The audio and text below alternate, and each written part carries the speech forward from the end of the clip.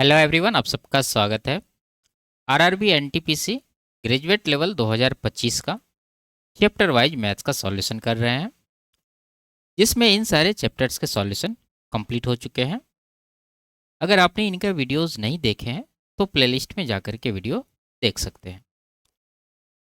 आज की क्लास में इसमें बोट एंड स्ट्रीम यानी कि नाव और धारा और ट्रेन, इस पर आधारित जो भी सवाल पूछे गए हैं उन सारे सवालों को सॉल्व करेंगे। ठीक है, तो शुरू करते हैं। उससे पहले चैनल पर नए हैं तो चैनल को सब्सक्राइब कर लीजिए। आगे बढ़ते हैं।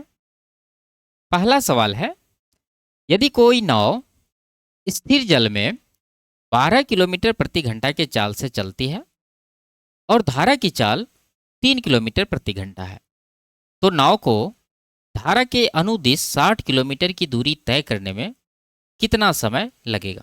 ठीक है, देखिए, सवाल सॉल्व करने से पहले आपको कुछ बेसिक बातें पता होनी चाहिए। जैसे जब हम स्थिर जल में नाव की चाल की बात करते हैं तो इसे किससे डिनोट किया जाता है? एक्स से। ठीक है, और धारा की चाल की अगर बात करें तो इसे हम लोग वाई से डिनोट करते हैं। अब रहा क्या? धारा की दिशा में और धारा के विपरीत दिशा में। अगर धारा की दिशा में नाव की चाल की बात करें तो इसको डाउन स्ट्रीम कहते हैं, यानी कि डी से इसे लिखते हैं, और डी निकालने के लिए एक्स प्लस वाई कर देते हैं। यानी शांत जल में जो चाल है वो प्लस धारा की चाल जब करते हैं तो हमें क्या मिलता है? धारा की दिशा में नाव की चाल। अब धारा की विपरीत दिशा की बात करें तो इसको अपस्ट्रीम कहते हैं, यू से लिखते हैं। इसे निकालने के लिए एक्स माइनस वाई करना होता है। क्लियर है? अब सवाल में क्या पूछ रहा है? ये कह रहा है नाव को धारा के अनुदिश यानी धारा की दिशा में 60 किलोमीटर दूरी तय करना है, कितना समय लगेगा? तो दूरी तो हमें पता है 60 किलोमीटर। ठीक है, तो धारा की दिशा में चाल भी तो चाहिए। तो यहाँ पर आइए, डाउन स्ट्रीम के लिए हम लोग क्या करेंगे? शांत जल में जो चाल है प्लस धारा की चाल करेंगे तो हमें मिल जाएगा डाउन स्ट्रीम का चाल। तो यहाँ से एक्स देखिए 12 है और वाई कितना है? 3 है।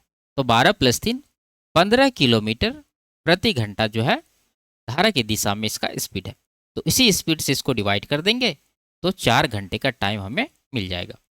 ऑप्शन नंबर बी में दिया गया है, ये इसका आंसर होगा। आगे, एक नाव धारा के अनुकूल 120 किलोमीटर की दूरी 6 घंटे में और धारा के विपरीत 120 किलोमीटर की दूरी 10 घंटे में तय करती है। धारा की चाल 4 किलोमीटर प्रति घंटा है। स्थिर जल में नाव की चाल कितनी है? ठीक है, देखिए, अगर स्थिर जल में नाव की चाल आपको फाइंड करना है तो उसके लिए आप क्या करेंगे? अब दो तरीका कर सकते हैं। एक तो ये कि डाउन स्ट्रीम का जो स्पीड है उसमें आप धारा की चाल यानी वाई माइनस कर दीजिए, या फिर अप स्ट्रीम का जो स्पीड है उसमें क्या करेंगे? उसमें जो है धारा की चाल आपको जोड़ देना है, तब जाके आपको स्थिर जल में नाव की चाल मिल जाएगा। अब देखिए, धारा की चाल यानी वाई का वैल्यू आपके पास है 4, यहाँ पर दोनों जगह रख सकते हैं। तो चाहे आप डाउन स्ट्रीम का निकाल लीजिए चाहे अप स्ट्रीम का निकाल लीजिए, आंसर दोनों से आएगा। अगर आप देखेंगे तो धारा के अनुकूल 120 किलोमीटर जा रहा है 6 घंटे में, तो यहाँ पर स्पीड क्या होगा डाउन स्ट्रीम का? तो आप कहेंगे 6 से अगर 120 को डिवाइड करें तो यहाँ पर कितना आएगा? यहाँ पर करके मैं दिखा दे रहा हूँ।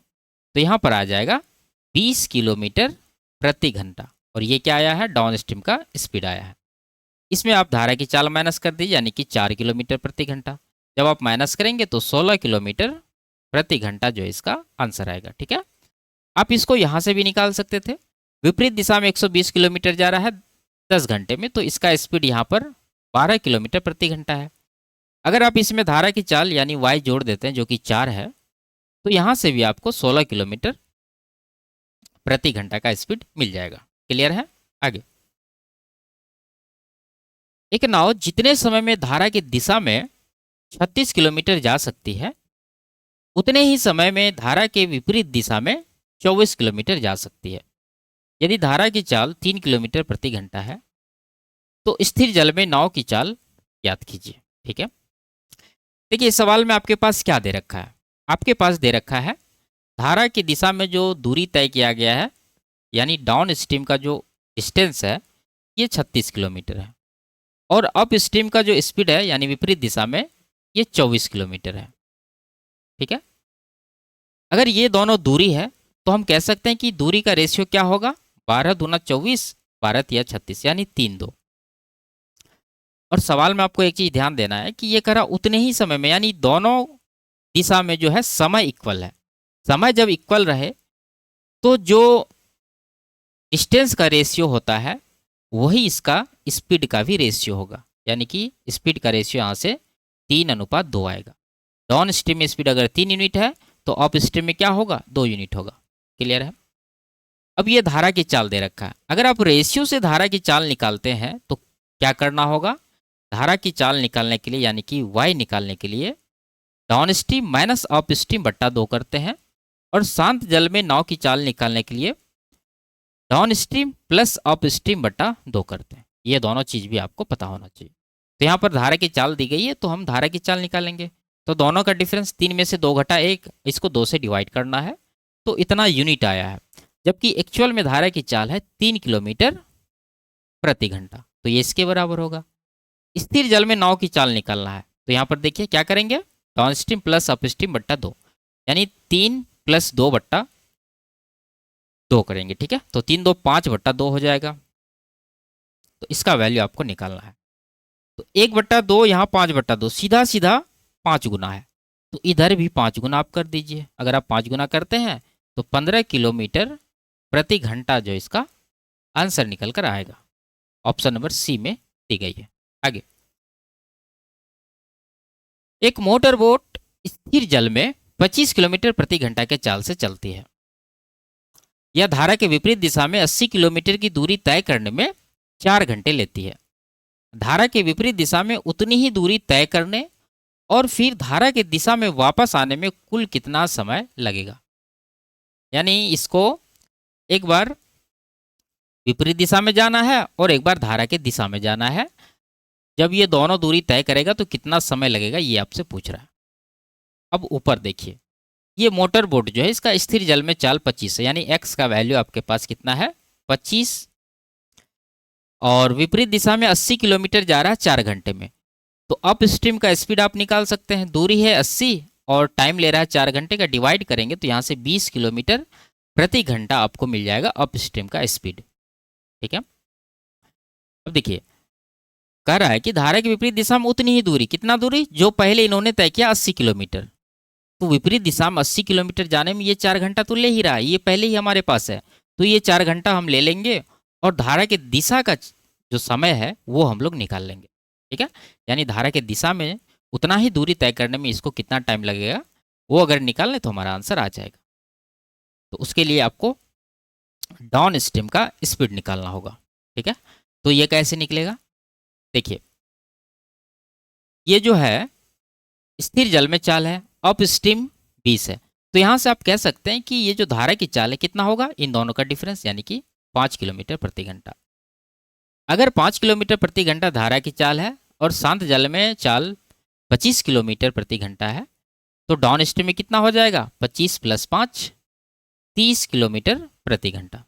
ठीक है, और दूरी वही जाना 80 किलोमीटर, तो टाइम निकालना हमें, तो दूरी बट्टा क्या कर देंगे, चाल जो कि 30 है, तो यहाँ से 0 कट जाएगा, 4 × 12 = 8। ठीक है, नहीं तो आप ऐसे करिए, यहाँ से 4 घंटा तो है ही, यहाँ पर आ गया आपका 2 घंटा + 2/3, तो 6 घंटा इसको बोल सकते हैं 40 मिनट। ठीक है, तो 6 घंटा 40 मिनट का टोटल टाइम यहाँ पर लगने वाला है। ऑप्शन नंबर ए में दे रखा है। आगे, एक व्यक्ति स्थिर जल में 8 किलोमीटर प्रति घंटा के चाल से नाव चला सकता है, जबकि नदी 2 किलोमीटर प्रति घंटा के चाल से प्रवाहित हो रही है। उसे गंतव्य तक जाने और वापस आने में 3 घंटे 12 मिनट लगते हैं। गंतव्य की दूरी ज्ञात कीजिए। ठीक है, क्या है आपके पास, आपके पास है स्थिर जल में नाव की चाल यानी x, और नदी का जो चाल है यानी कि धारा की चाल वो 2 है, y का वैल्यू, और गंतव्य तक जा रहा है फिर वापस आ रहा है तो इतना टाइम ये लगा रहा है, और हमें निकालना है डिस्टेंस। तो देखिए यहाँ पर अगर हम लोग डाउन स्ट्रीम और अप स्ट्रीम की बात करें तो स्पीड क्या होगा, 8 + 2 10 हो जाएगा डाउन स्ट्रीम का, और 8 में जब 2 घटाएंगे तो 6 बचेगा, ये हो जाएगा अप स्ट्रीम का स्पीड। तो ये स्पीड का क्या है, रेशियो ले लेंगे यहाँ पर, 2 से 5 बार में और 2 से ये 3 बार में। अगर स्पीड का रेशियो ये है तो आप बता सकते हैं यहाँ से टाइम का रेशियो क्या हो जाएगा, इसका उल्टा हो जाएगा, यानी कि 3:5 हो जाएगा। डाउन स्ट्रीम में 3 यूनिट लग रहा है, अप स्ट्रीम में 5 यूनिट लग रहा है। तो टोटल टाइम यहाँ कितना हो गया, 5 3 8 यूनिट। जबकि सवाल में ये दे रखा है टोटल टाइम इसको जाने और वापस आने में 3 घंटे 12 मिनट लगते हैं। तो इन सबको आप क्या करिए, मिनट में बदल लीजिए। तो 3 घंटा कितना हो गया, 180 12 192 मिनट यहाँ पर टोटल लग रहे हैं। 8 से अगर डिवाइड करें तो 8 दूना 16, 8 चौको 32, 24 गुना हो रहा है। ठीक है, अगर यहाँ पर 24 गुना करना है आपको टाइम निकालने के लिए, तो यहाँ करेंगे अगर तो 72 मिनट आएगा। यहाँ करेंगे तो 24 पंचे 120 मिनट आएगा। 120 मिनट मतलब क्या, 2 घंटे, पूरा पूरा 2 घंटा है। और अप स्ट्रीम का स्पीड क्या था, 6 किलोमीटर प्रति घंटा, टाइम लग रहा है 2 घंटे का। तो डिस्टेंस यहाँ से कितना हो जाएगा, 4 गुना समय। तो 6 गुना 2 अगर कर दें तो 12 किलोमीटर का यहाँ पर डिस्टेंस आएगा, एक दिशा का डिस्टेंस है। ठीक है, तो यहाँ पर गंतव्य तक की दूरी पूछ रहा, ऑप्शन नंबर डी में दिया है 12 किलोमीटर, ये इसका आंसर हो जाएगा। आगे, एक व्यक्ति स्थिर जल में 8 किलोमीटर प्रति घंटा के चाल से नाव चला सकता है, जबकि धारा की चाल 3 किलोमीटर प्रति घंटा है। उसे धारा की दिशा में 11 किलोमीटर और धारा की विपरीत दिशा में 15 किलोमीटर की दूरी तय करने में कितना समय लगेगा। ठीक है, तो समय हमें निकालना है, तो इसके लिए क्या करना होगा, देखिए धारा की दिशा की अगर बात करें डाउन स्ट्रीम का, तो यहाँ पर टाइम कितना लगने वाला है, 11 किलोमीटर का दूरी जा रहा है। और डाउन स्ट्रीम का स्पीड क्या होगा, स्थिर जल में नाव की चाल प्लस धारा की चाल, यानी 8 + 3 11। यहाँ पर 1 घंटे का टाइम लगेगा डाउन स्ट्रीम में। अप स्ट्रीम का टाइम अगर हम लोग निकालें तो अप स्ट्रीम का क्या है, दूरी 15 किलोमीटर, और स्पीड क्या हो जाएगा, 8 - 3 यानी कि 5। तो यहाँ अगर कटाते हैं तो 3 घंटा यहाँ से मिलेगा। टोटल टाइम हो गया 3 1 4 घंटे, यही हमें देना था, ऑप्शन नंबर बी में है। आगे, एक नाव धारा की विपरीत दिशा में 20,000 मीटर और धारा के अनुदिश दिशा में 44,000 मीटर की दूरी 8 घंटे में तय करती है, जबकि धारा की विपरीत दिशा में 15,000 मीटर और धारा के अनुदिश दिशा में 22,000 मीटर की दूरी 5 घंटे में तय करती है। शांत जल में नाव की चाल कितनी है। ठीक है, देखिए जो ये कह रहा वो लिखिए, ये मीटर में दे रखा डिस्टेंस, हम लोग क्या करेंगे 1000 से डिवाइड करके इसको किलोमीटर में लिखेंगे। तो विपरीत दिशा पहले यानी कि अप स्ट्रीम, फिर डाउन स्ट्रीम, उसके बाद टाइम जो लग रहा है वो है। आप चाहे तो स्पीड 1/x और 1/y मान के इक्वेशन बना सकते हैं, वो भी अच्छा तरीका है, और सीधा सीधा लिख कर भी आप बना सकते हैं, जो आपको बेहतर लगे वो करिए।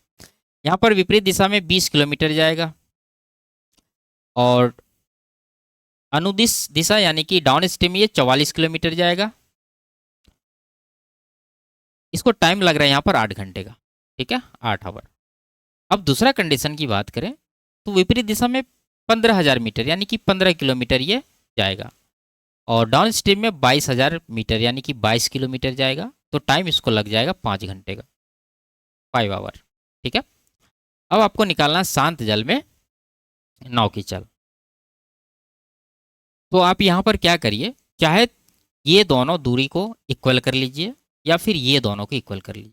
तो यहाँ पर इसको इक्वल करना आसान है, आप 22 को 44 बना लेंगे। उसके लिए क्या करना होगा, 2 से गुना करना होगा। 2 से अगर आप गुना करते हैं तो ये हमें मिलेगा क्या, ये मिलेगा 30, ये मिलेगा 40 और ये मिलेगा 10। अब देखिए ये दोनों इक्वल हो गया। जब ये दोनों इक्वल हो गया तो आप यहाँ पर देखिए अप स्ट्रीम का डिफरेंस 10 किलोमीटर का। ठीक है, अप स्ट्रीम की बात करें तो 10 किलोमीटर का डिफरेंस है। टाइम में बात करें तो यहाँ पर कितना का डिफरेंस है, 10 में 8 घटाएंगे 2 घंटे का। 2 से अगर आप डिवाइड करेंगे तो अप स्ट्रीम का स्पीड आ जाएगा 5 किलोमीटर प्रति घंटा। ठीक है, अगर 5 किलोमीटर अप स्ट्रीम का स्पीड है तो आप यहाँ पर बता सकते हैं कि ये जो 20 किलोमीटर अप स्ट्रीम में गया है इसमें कितना टाइम इसने लगाया है। 5 के दर से 20 को डिवाइड करिए तो 4 घंटे का टाइम इसका यहाँ लग गया, और टोटल टाइम 8 घंटा है। तो 4 घंटा यहाँ गया तो ये 4 घंटा यहाँ लगाया होगा। 4 घंटा में इसने 44 किलोमीटर तय किया। तो यहाँ से आप डाउन स्ट्रीम का स्पीड निकाल सकते हैं, कितना हो जाएगा, डिवाइड करिए तो 11 किलोमीटर प्रति घंटा। ठीक है, अच्छे से समझिए सवाल को। अब हमें निकालना है शांत जल में नाव की चाल यानी x का वैल्यू। तो ये निकालने के लिए क्या करते हैं, t प्लस यू बट्टा 2। तो यहाँ पर t कितना है 11 और ये कितना है 5, तो 11 5 16 हुआ। इसको 2 से हम डिवाइड कर देंगे तो 8 आ जाएगा। तो ये 8 किलोमीटर प्रति घंटा आ गया हमारा नाव का चाल शांत जल में। लेकिन ये जो आंसर दे रखा है मीटर प्रति सेकंड में है, तो आप इसको आगे क्या करेंगे 5/18 से गुना करेंगे। तो 4 दूना 2 से कटाएंगे 4 बार में 2 से 9, तो 5 की 20/9 आया। इसको आप लिख सकते हैं 9 दूना 18, 2 सही 2/9 मीटर प्रति सेकंड। तो ये आपका आंसर होगा। कहाँ पर है, ऑप्शन नंबर ए में है, ये इसका आंसर होगा। आगे,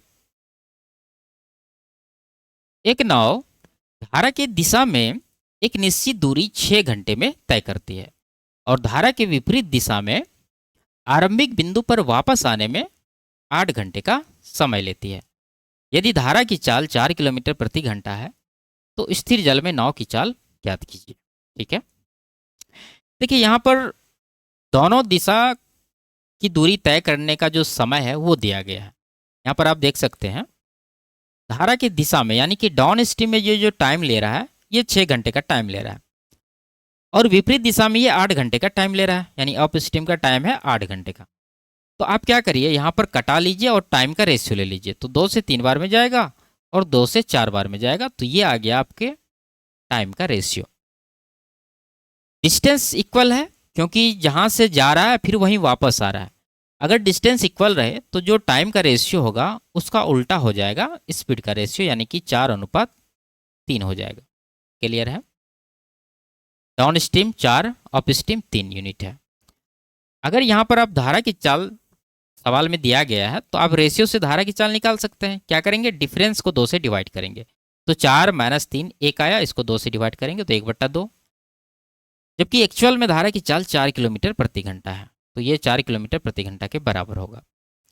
स्थिर जल में नाव की चाल निकालना है तो उसके लिए क्या करेंगे, दोनों को जोड़ के 2 से डिवाइड करेंगे तो 4 3 7/2 हो जाएगा। तो आप देख सकते हैं 1/2 यहाँ 7/2, तो 1 का सीधा सीधा 7 गुना है, तो 4 का भी यहाँ पर 7 गुना करेंगे तो 28 किलोमीटर प्रति घंटा इसका आंसर आएगा। ऑप्शन नंबर बी में दे रखा है। आगे, एक नाव को धारा की दिशा में 72 किलोमीटर की दूरी तय करने में 8 घंटे और धारा की विपरीत दिशा में उतनी ही दूरी तय करने में 12 घंटे लगते हैं। स्थिर जल में नाव की चाल और धारा की चाल क्रमशः ज्ञात कीजिए।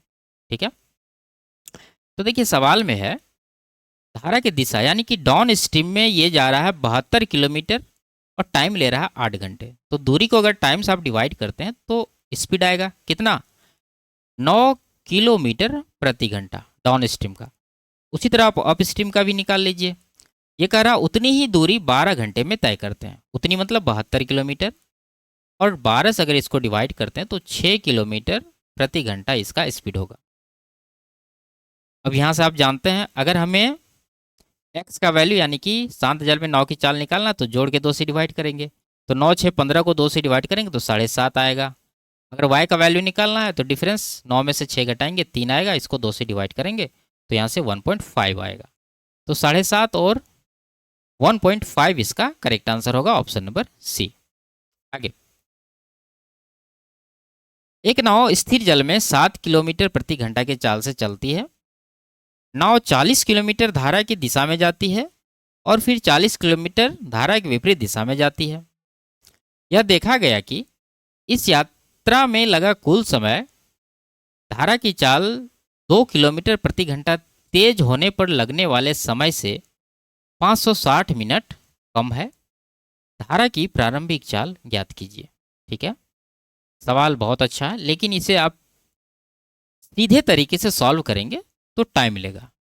तो क्या करेंगे, ऑप्शन, और ऑप्शन से बनाने के लिए सबसे पहले हमें वो ऑप्शन उठाना होता है जो हमें बहुत आसान लगता है।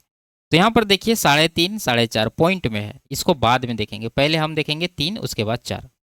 3 पर अगर बात बन गया तो ठीक है, नहीं तो 4 लेंगे। ठीक है, तो ये धारा की प्रारंभिक चाल पूछ रहा था, यानी कि y का वैल्यू अगर ऑप्शन से हम लोग 3 उठा लेते हैं तो अब देखिए ये नाव धारा की दिशा में जा रहा है 40 किलोमीटर।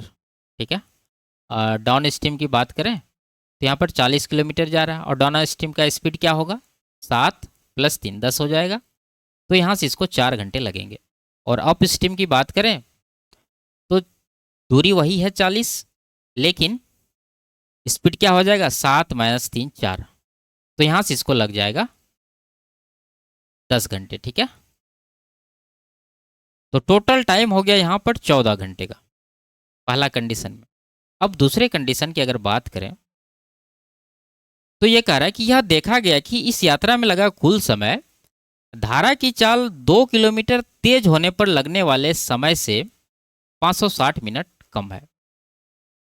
ठीक है, देखिए अगर धारा की चाल पहले 3 था, ये कह रहा 2 किलोमीटर अगर प्रति घंटा तेज हो जाता है तो नया जो y का वैल्यू हो जाएगा, क्या हो जाएगा, 3 + 2 5 हो जाएगा। ठीक है, अब ये यहाँ पर हमने कैलकुलेट कर लिया। अब इसको कैलकुलेट करना है यहाँ पर। अब देखिए डाउन स्ट्रीम में क्या टाइम लगने वाला है, दूरी वही रहेगा 40, लेकिन स्पीड हो जाएगा 7 5 12। और अप स्ट्रीम में दूरी वही रहेगा लेकिन स्पीड क्या हो जाएगा, 7 - 5 2। तो यहाँ से देखिए ये तो सीधा सीधा 20 घंटे मिल गए। यहाँ पर 4 दिया 4 दाएं, यानी 10/3 यहाँ पर मिल गए। तो इसको लिख सकते हैं 3 सही 1/3 आवर। ठीक है, तो टोटल टाइम यहाँ कितना हो गया, 20 3 23 घंटा और 1/3 घंटा। अब इन दोनों का डिफरेंस आना चाहिए कितना, 560। अगर आ गया तो यही आंसर होगा, नहीं आया तो ये आंसर नहीं हो सकता। ठीक है, तो देखिए 14 इधर 23, 9 घंटे है। तो 9 घंटे कितने मिनट हो गए, 9 × 6 = 54, 540 मिनट हो गए, प्लस 1/3 घंटे मतलब 20 मिनट। तो कुल मिला के देखिए 560 मिनट यहाँ पर हो चुका है। इसका मतलब यही हमारा करेक्ट आंसर है। ठीक है, और बेसिक तरीका इक्वेशन बनाना होगा आपको, फिर उसको सॉल्व करना होगा। आगे, एक नाव धारा की दिशा में 36 किलोमीटर और धारा की विपरीत दिशा में 24 किलोमीटर की दूरी तय करती है, जिसमें उसे कुल 6 घंटे लगते हैं। यदि धारा की चाल 2 किलोमीटर प्रति घंटा है तो प्रत्येक यात्रा में लगने वाला समय ज्ञात कीजिए। ठीक है, तो यहाँ पर भी बेसिक तरीका यह है इक्वेशन बना के सॉल्व करना, लेकिन ऑप्शंस अगर हम करते हैं तो हम आसानी से इसको सॉल्व कर पाएंगे। और ऑप्शन उठाने से पहले आपको सबसे आसान ऑप्शन पहले चेक करना है। तो इन सब में सबसे आसान ऑप्शन हमें दिख रहा है ऑप्शन नंबर ए, 3 3 इक्वल है।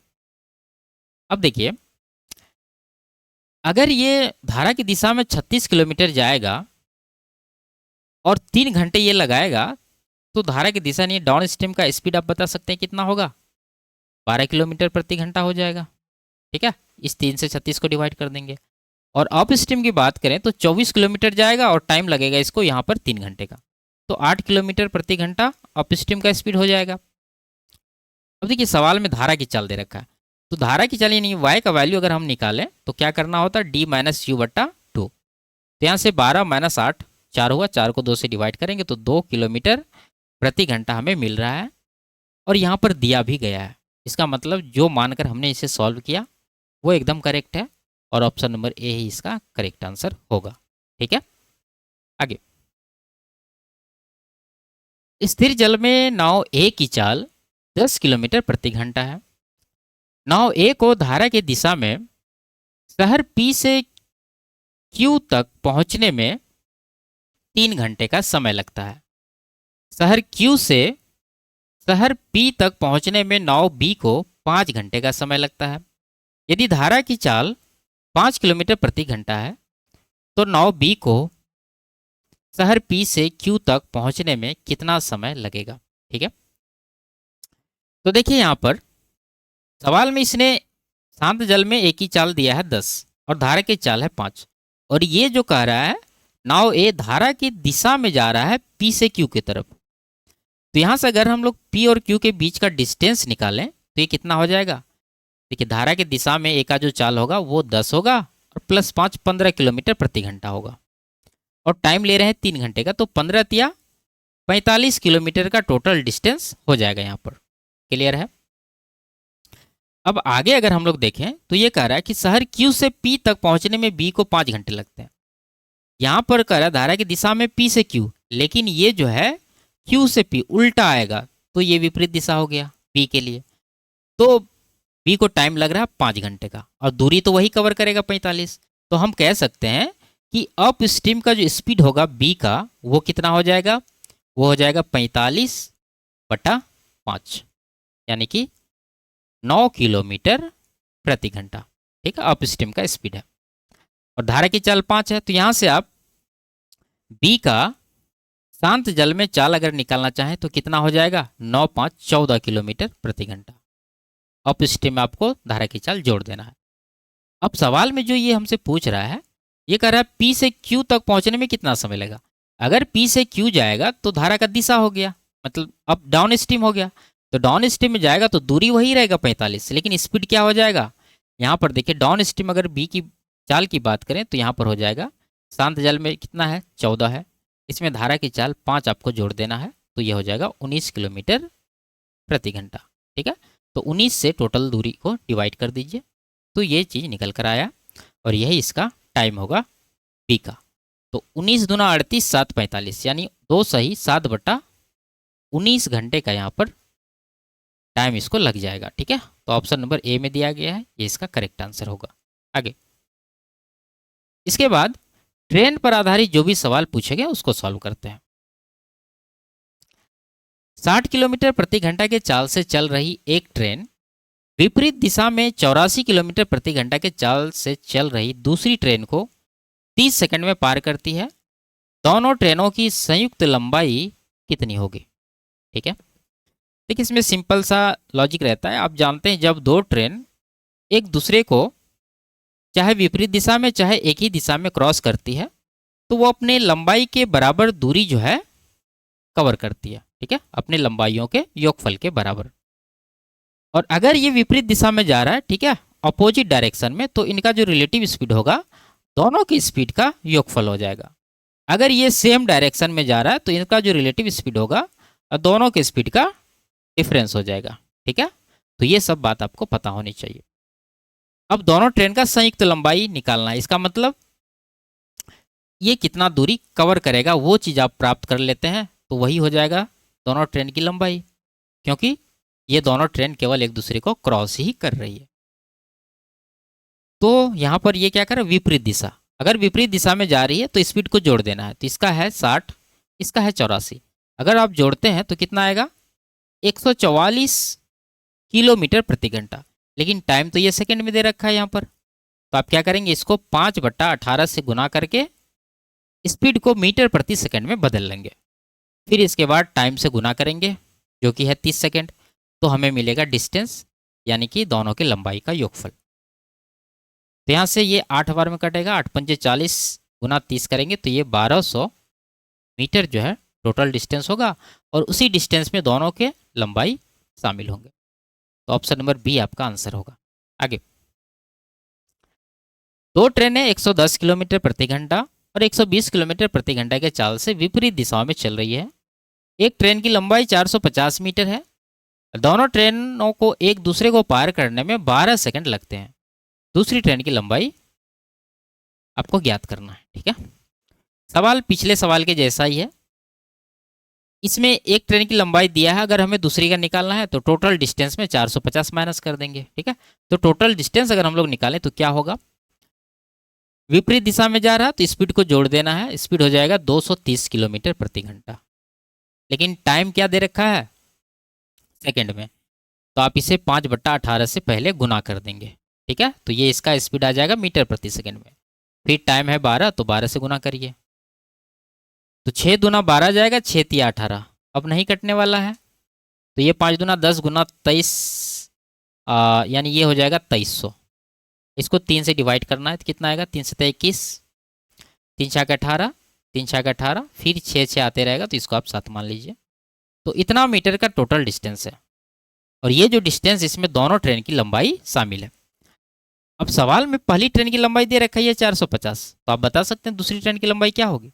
इसमें 450 माइनस कर दीजिए, तो आएगा 300 कितना 16, 0.67 मीटर।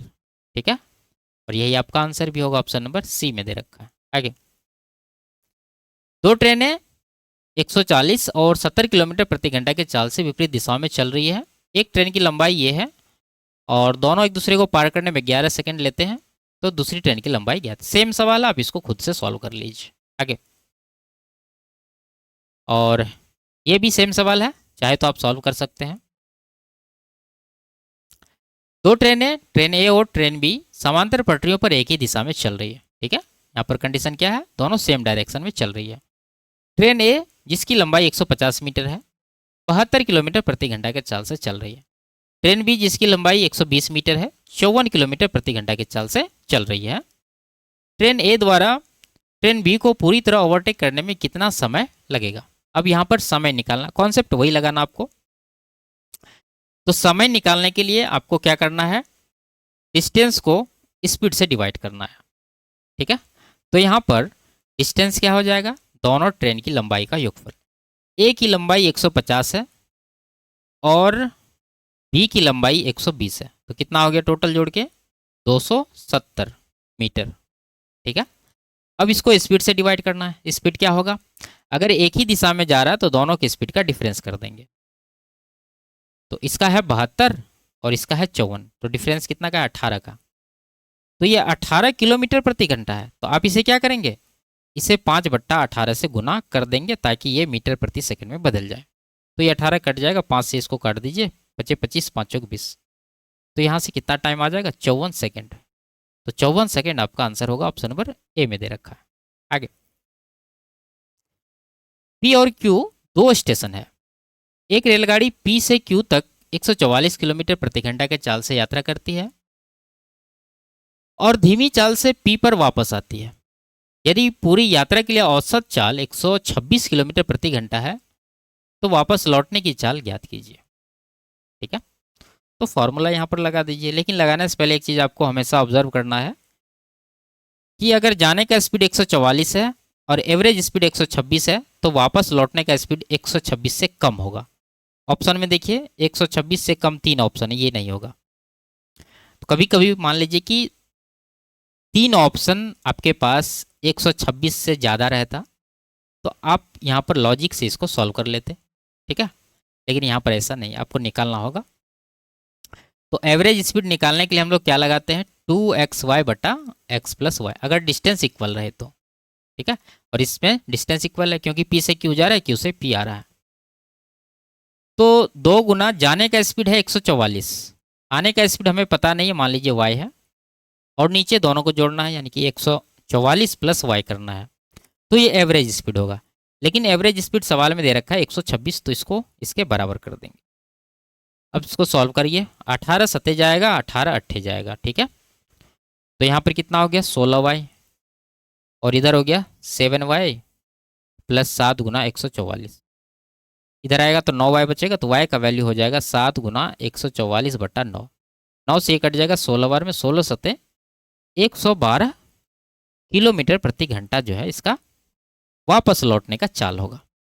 ऑप्शन नंबर बी में दिया गया, ये इसका करेक्ट आंसर होगा। आगे, दो ट्रेनें 90 और 70 किलोमीटर प्रति घंटा के चाल से विपरीत दिशाओं में चल रही है। एक ट्रेन की लंबाई 480 मीटर। यदि दोनों ट्रेनें 27 सेकंड में एक दूसरे को पार कर लेती है तो दूसरी ट्रेन की लंबाई याद कीजिए। तो हम लोग इस तरह के सवाल पहले 2 कर लिए हैं, तो इसको आप खुद से सॉल्व कर सकते हैं। आगे, दो ट्रेनें समांतर पटरियों पर एक दूसरे की ओर क्रमशः 49 और 59 किलोमीटर प्रति घंटा के चाल से चल रही है। उनकी लंबाई क्रमशः ये दे रखा है, वे एक दूसरे को पूरी तरह कितने समय में पार करेंगे। ठीक है, तो निकाल लेते हैं, हमें टाइम निकालना है तो उसके लिए दूरी चाहिए। दूरी क्या होता है, जब दो ट्रेन एक दूसरे को क्रॉस करती है तो इनकी लंबाई को जोड़ देते हैं, वही हमारा दूरी होता है। तो दोनों को जोड़िए, इधर हो गया आपका, एक इसमें भेजेंगे 350, तो 720 हो जाएगा मीटर में। और अगर एक दूसरे की ओर जा रही है तो ये अपोजिट डायरेक्शन हुआ, इसमें इनका स्पीड क्या हो जाएगा, जुट जाएगा। तो 90 + 18 ये 108 किलोमीटर प्रति घंटा हो जाएगा। लेकिन ऊपर मीटर में दूरी है तो इसको क्या करेंगे, 5/18 से गुना कर देंगे। ठीक है, 18 से कट जाएगा 6 बार में, 6 × 5 = 30 हुआ, 30 से कट जाएगा 24 बार में। तो 24 सेकंड का यहाँ पर टाइम निकल कर आएगा। Option number C. आगे, तो ये लास्ट सवाल था। वीडियो आपको कैसी लगी कमेंट में ज़रूर बताइए। अच्छी लगी तो वीडियो को लाइक, शेयर और चैनल को सब्सक्राइब कर लीजिए।